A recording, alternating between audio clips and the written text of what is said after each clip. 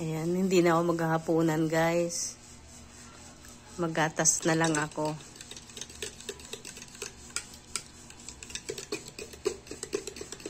Kasi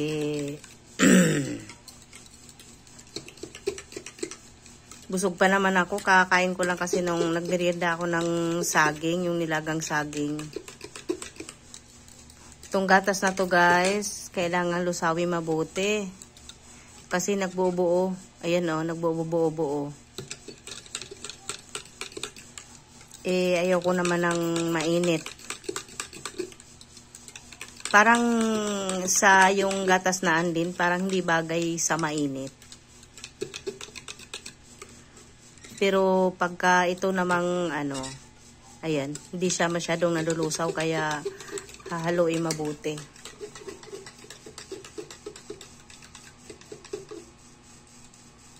Nag-iibabaw. Lumulutang yung mga buo-buo.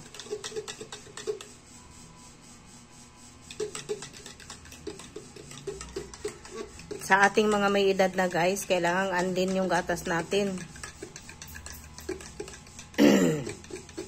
Yan, paubos na oh.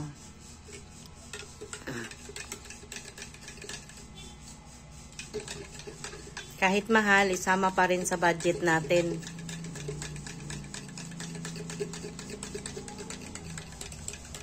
Yan yung tinapay at saka yung palaman. Favorite ng apo ko yan. Minsan lang ako kasi minsan lang ako magkakagusto. Hindi pa rin nalusaw oh.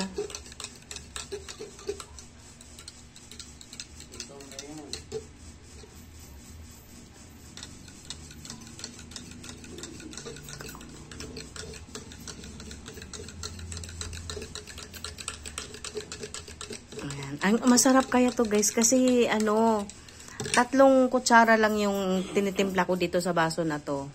Ayan yung kutsara na plastic na kutsara. Kutsara sa may mga fast food.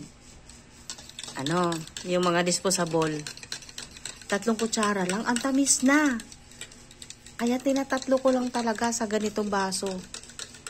Ayoko nang apatin. 4 yata yung yung suggested.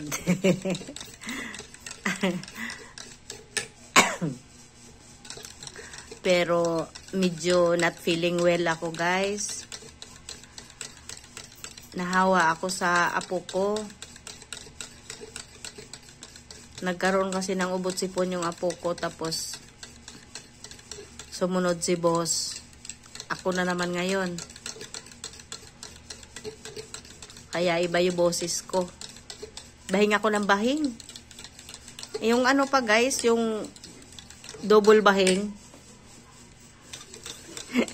Hindi lang isang bahing, yung double bahing. Ayan. Ayan, okay na. Ayan, wala nang buo-buo.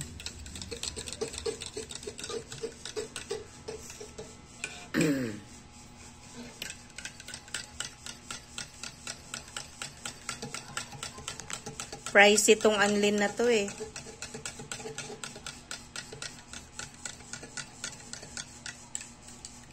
Ito do promote ko na sana eh. Kapag papansinin nila ako. Ayan, thank you for watching guys. God bless. Love you all.